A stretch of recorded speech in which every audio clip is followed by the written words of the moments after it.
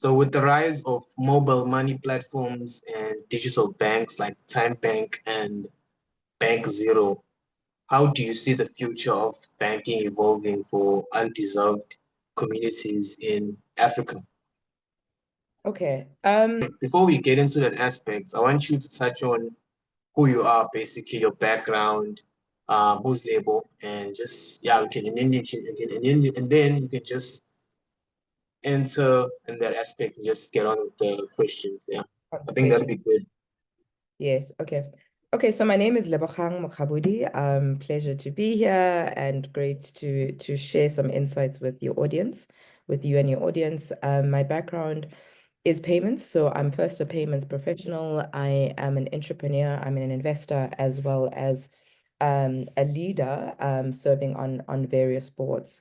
My career has spanned multiple countries in the continent and emerging markets.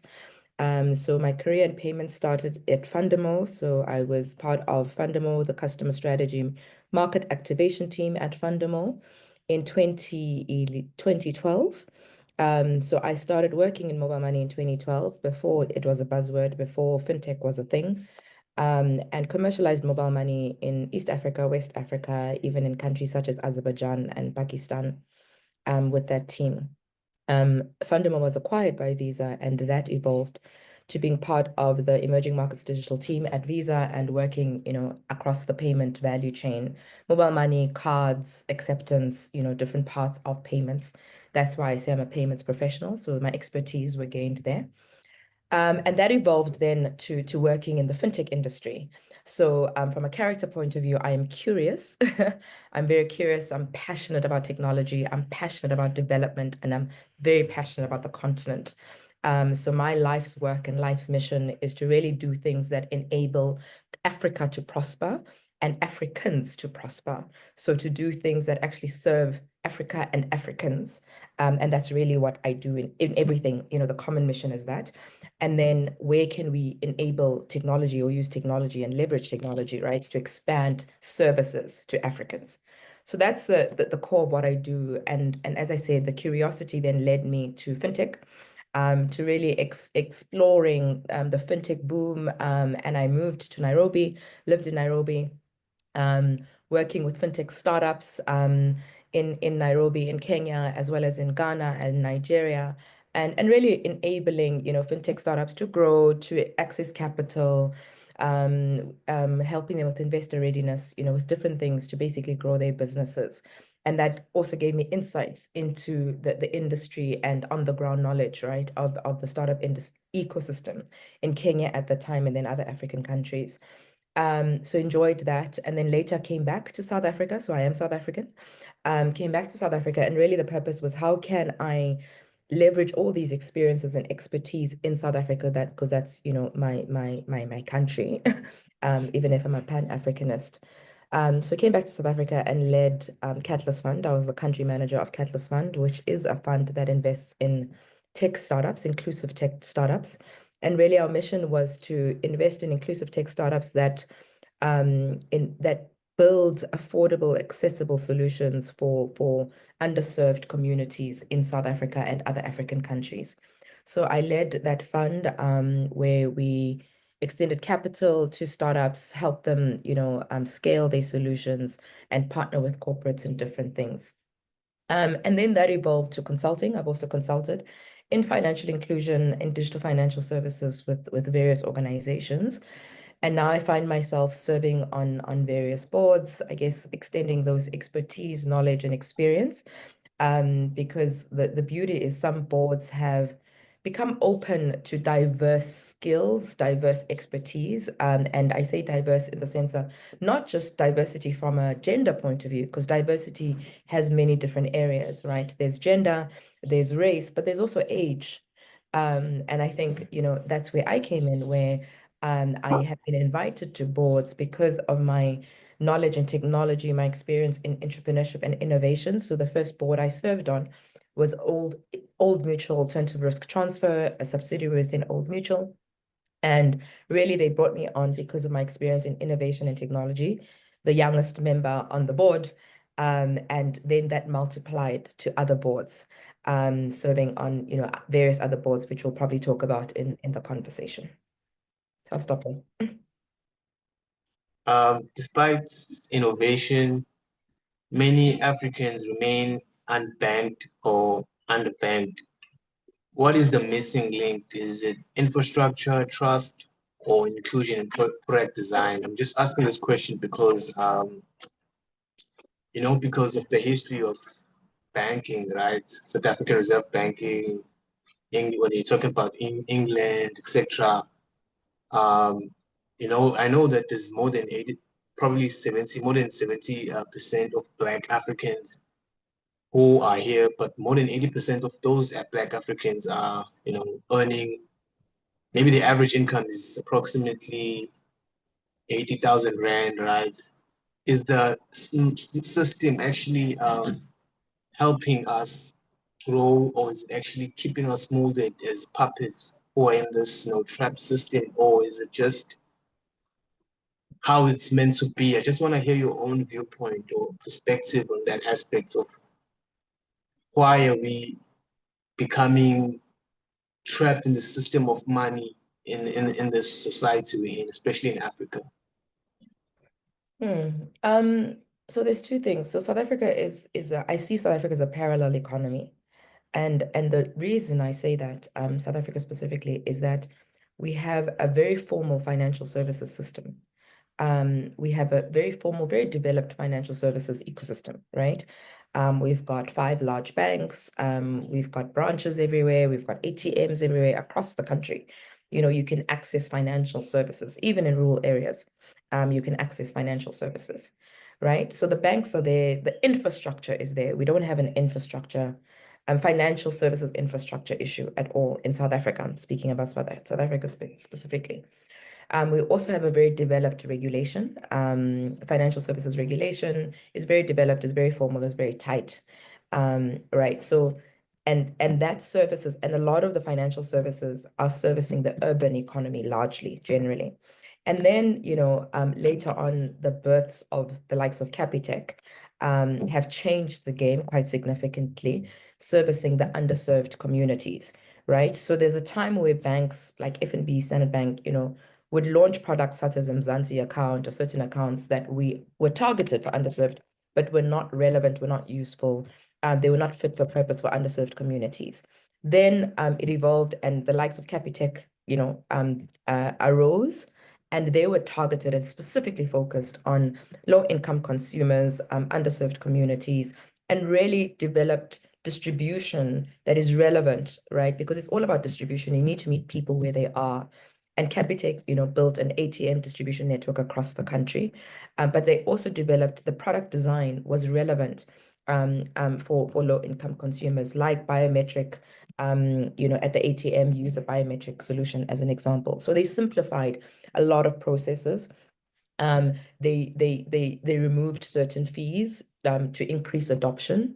And they just really made it simple, understandable, and accessible. The biggest thing, you need to make a service accessible. And as I said, meet people where they are.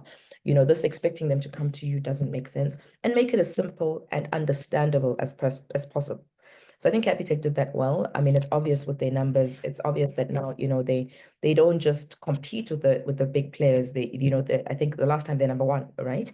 Capitec is now number one in the country according to their numbers. So you have that landscape. However, you also have the other dichotomy in South Africa, or complication, is that still have a large cash society. So what people do in South Africa, low-income consumers specifically, is that they have bank accounts. I mean, I think we have over 80%, banked market. So we're bank. People have bank accounts. But what they do is withdraw the money. So as soon as they get the money into their bank accounts, they withdraw it, and they still operate in cash. And the reason they do that is because their ecosystem, in terms of where they pay for their services, for their goods and their services, is a cash economy. So where people buy groceries, buy food, pay for whatever services, it's cash, right? So, transport is cash, right? Public transport, is generally cash. The Taxi Association, for instance, prefers cash, right? For different reasons, but they prefer cash. When you buy, Espaza or, buy tomatoes on the road, or whatever it is, it's cash, right?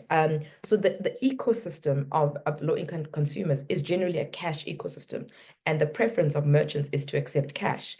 Yes, many banks have tried to give them POS machines and, target them for POS machines, but it's the fee structure and the expenses why people don't like it, right? It's also partly because of the taxes, because then now you have to pay taxes, etc. So there's still a large cash economy. And the only way that digital solutions will work is once we capture, and I'm going to put it in quotes because capture sounds like a negative word, but once we target that ecosystem, the retail ecosystem, the transport ecosystem with digital solutions, but digital solutions that are relevant for them. What Kenya, for instance, did well, right, is the mobile money, and really leveraged a cell phone for that. And a cell phone, everybody has. And when I was living in Kenya, I could buy tomatoes literally and fruits using my cell phone. I paid my helper using my cell phone. I, would go on a matatu and pay for it using my cell phone, use public transport, pay for it using my cell phone. So everything I could use my cell phone. So it wasn't complicated. It's also really simple to use. So that's where they did well, but also they leapfrogged banking solutions. Here, we have a banking, as I said, a formal banking system. There they didn't. So they didn't have one at all. So they leapfrogged branches, ATM'd, and went straight to the cell phone, which worked. In South Africa, yes, a lot of startups have then boomed, the Yocos, and different companies that are, and Yoco, and, that are targeting low-income consumers or underserved communities, right? Not necessarily low income, because there's low income, but there's also small businesses. And I think where people are winning, where startups are winning, is the ones that target small businesses. Because there's also a need for small businesses to have digital solutions, right? For a small business to either accept digital payments, pay for their suppliers using digital services, accept payments digitally. And the startups that are building for that are winning, like a Yoco, right? So that's changing the landscape a lot, because you have to, as I said initially, the acceptance part needs to be digital for these things to work. But it also needs to be cost effective for small businesses, because gone are the times where you think a small business doesn't understand business. No, just because they write down financial statements are written down manually doesn't mean they don't understand business. It's just that they have a different methodology of how they do it. Right. So automating, gone are the times where innovators think people are stupid just because they're manual. No, they just use manual systems because they use the tools that they have. But meet them where they're at, understand why they do things the way they do it, and help them improve, optimize, and become more efficient, rather than you're teaching them something that they don't know. Because it's also an attitude thing, I think. So I'm saying a lot of things. I hope I've answered your question somewhere in there. Yeah, I think it touched on very great points, because the question I'm going to ask now is going to resonate with what you were currently speaking with right now, in terms of Yoco, one of the bigger companies, I should say, in the fintech industry in South Africa. But okay, I'm just going to ask this question now. In light of recent pullbacks by international VC firms slash venture capitalist firms from African markets, how can we localize investment ecosystem to truly serve African entrepreneurs? I'm asking this question because you have, okay, in terms of localizing investment ecosystems, you have a guy named Siso Moyo. Siso Moyo is an entrepreneur in Joburg. I don't know if you know him. I was meant to interview him recently, but he's a guy who actually took African brands, right, in the ECAS and stuff like that, to actually put a to help them access the market, to to challenge all these what you're talking about, all these total sports brands, whether it's Nike. But if I'm creating my own African brand, you can actually access it in these bigger shops, shops in whatever industries you're talking about. So I'm just asking this question international VC firms, because I know international VC firms, people might be confused in terms of saying, okay, they might confuse it in terms of saying it's an angel investor. But an angel investor is an investor who invest in seed companies when they're starting out. But venture capitalist, you have these companies where you're talking about a founder. He borrowed money from his families. He made his house collateral for his business, etc. We only have one company that actually pulled up the boundary, pulled up the boundaries in terms of Yoco when you talk. But in Kenya and other African continents, we have Kenya, Nigeria, etc., who are actually into this venture capitalist space. They're accessing markets, they're getting funding from VCs. I want to ask, do we have actually, how can you actually bring back those VC venture capitalist funders or angel investors into South Africa to actually build innovation, tech innovation, fintech innovation into our country, I should say. Do we have those systems in place? What else? Yeah, I just want to get into your aspects of actually just touching on the South African ecosystem. How are we actually improving? How are we? How can I put this question? Where we are in this landscape of the fintech industry? Because I see all these guys, Kenya, Nigeria, etc. They're actually flourishing, I should say, Mm. besides South Africa.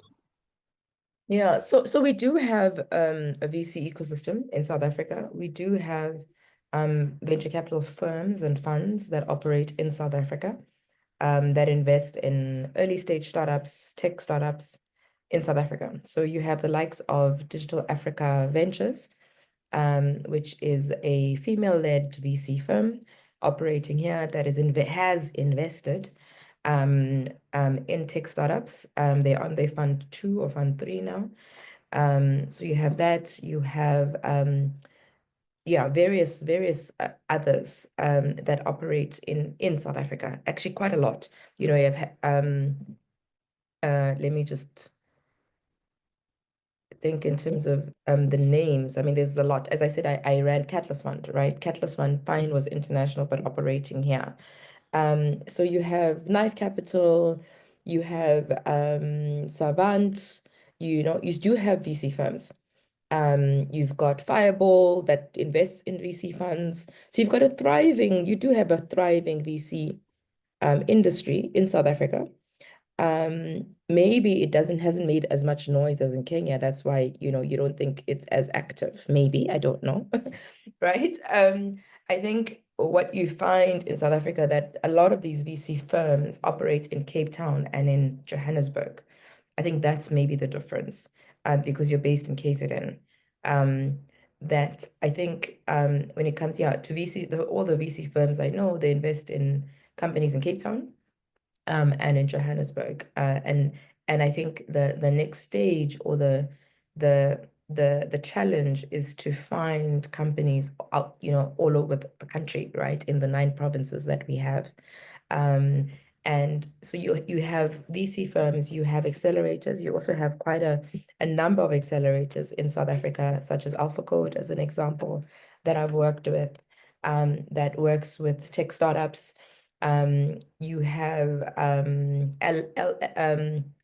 Ellen Gray that also invests. Ellen Gray, they invest in early stage startups, as well, and they help startups grow.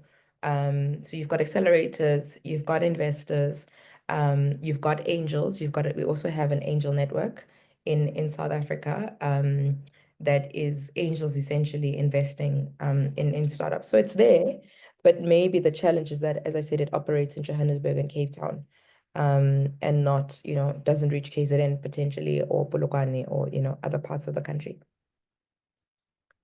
Oh yeah, totally new from me, but I actually know Ellen Gray. Ellen Gray is actually everywhere, I guess, because you Mm. usually see them in what's this? What's this? Forgot this place, but it's here in Durban where they come and introduce themselves and stuff like that. Mhm. So in your own experience, what defines ethical leadership, especially in a continent where there's corruption and elites capture continues to hinder economic progress? Yeah, so I'll tell you how I think about it. I mean, there's one part in terms of obviously King 4 and the rules and the governing rules and the Companies Act, and there's enough data and principles, like King 4, King 3, that board members need to be accountable for, right? So there's governance rules and principles. So there's that. There's also the fiduciary responsibility as a board member that you need to be accountable ultimately to certain things. So that's from a governance point of view. But I'll tell you how I think about it on an individual level. Is you need to know what's right and what's wrong, number one, right? And you need to have a personal compass as a human being. And is this when you're facing a decision or a discussion, what does your internal compass say, right? And what leads you as a human being, right? So I'm Christian. So I'm Christian and I'm accountable to God first. And I'm not religious, but I'm Christian, accountable to God and his principles, right? So number one. Number two, we all have an internal compass, whether that's God, that's the Holy Spirit, whatever that is for you, right? Whether it's family values, right? And certain values drive how we move, how we work, and how we make decisions.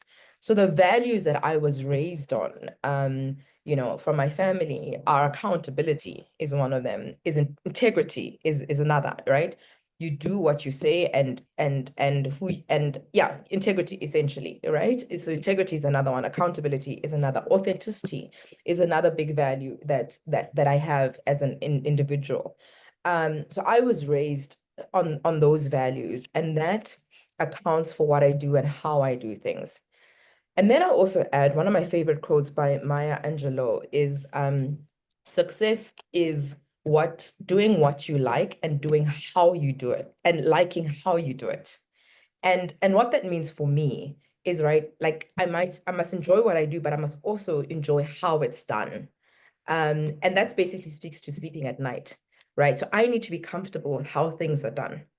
And that's another thing that orders my compass in terms of how things are done is important to me.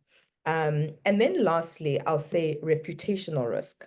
So the only thing that a person cannot take away from you is your reputation, right? Education and your reputation. That's all we have. Money comes and it goes. Status comes and it goes. But your reputation is all you have. And so I need to be comfortable as Lebo in terms of wherever I find myself in, whatever room I find myself in, whatever platform I'm in, that it needs to reflect who I am and reflect the things that I believe in and my values as Lebo, right? So whatever company ABC, decision ABC, it needs to reflect who I am. So with all of those things that I've said, there's certain things you can control and certain things you can't. But what makes me sleep well at night, I guess, is that when you're faced with corruption, as you say, or certain challenging environments or decisions or data, is raise your voice, make your view known, make your view known, share your insights, and use your influence well, right? So God has given me the grace to have certain platforms or to have access to certain platforms, and how I use it, right, reflects Him. So you own your voice, own it, right? So you're in the room, own it and say something. There's another quote that, the issue is when people keep quiet, right? We see things, but when we keep quiet, then you're condoning it. Keeping quiet is condoning mess.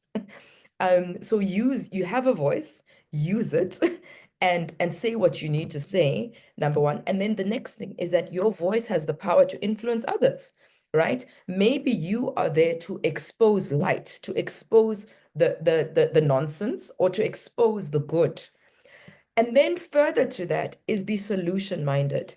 There is no value in just complaining and only stopping at exposing stuff. But you must also be solution-minded and really, I think, voice and develop and be solution-minded ultimately in terms of fixing, right? Solving, right? Because I think sometimes when it comes to these ethical things, we talk about them, right? But we don't talk about, there's exposing is important, don't get me wrong.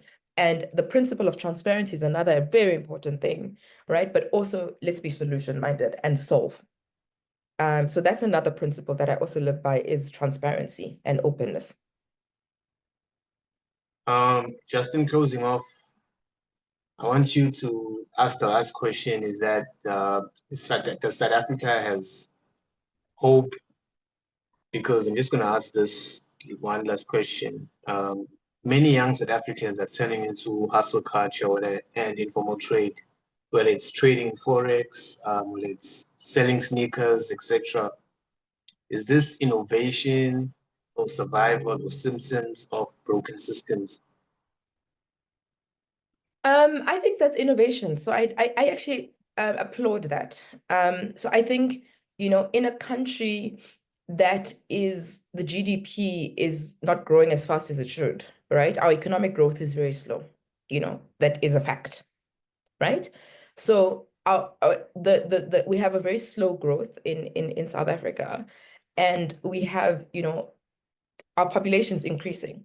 So, whether the economy can absorb the people coming out of universities is no, it can't, right? So we don't have enough jobs to absorb the people coming out of universities. That's a fact that we have right now, or imbalance that we have. So because you have that dichotomy, then people need to be innovative, people need to be entrepreneurial. So I applaud big people being entrepreneurial. We no longer in a system where everybody is going to get a job, right? So we need to have people creating jobs for themselves, either creating their own job from a self-employed point of view or creating businesses to employ others, right? So I applaud that. I think that's very important in a developing market.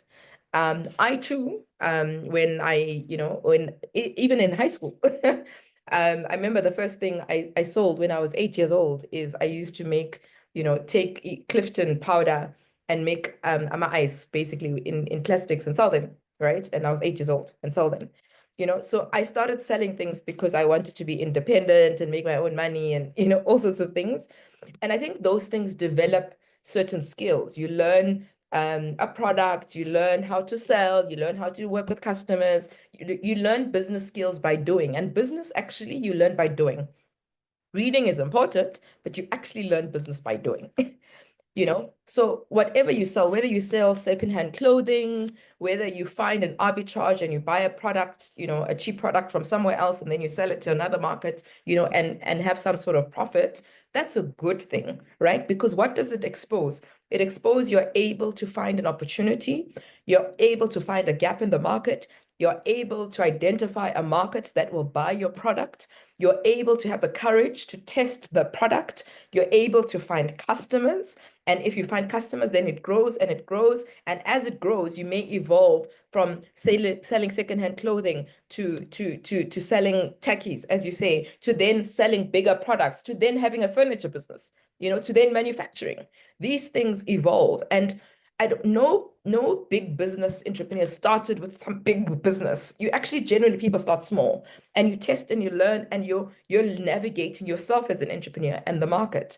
So as I said, I sold certain things when I was younger. Then I had a shoe business. I've had a shoe business before where I'd buy shoes from Brazil, then bring them here and sell them. And then eventually partnered with a factory, a manufacturer in Brazil, got shoes made with my own brand, sold them, sold to boutiques in South Africa. So I also evolved, as an entrepreneur and selling stuff and doing business and then creating solutions. And then that evolved to then, get entering the technology space and developing solutions using technology, right? But that entrepreneurial thing has always been in me. And I think it makes you a better leader. It makes you a better innovator. And it's a good thing. Whether it comes from being from survivalist or curiosity doesn't matter. But I think it's a necessary character trait or necessary area that people should tap more into and become more entrepreneurial. Thank you so much, Lebo. It was an honor and privilege to have you on the platform. I just hope that we can actually continue to have these conversations in the future, right? And yeah, thank you so much. Yeah, thank you.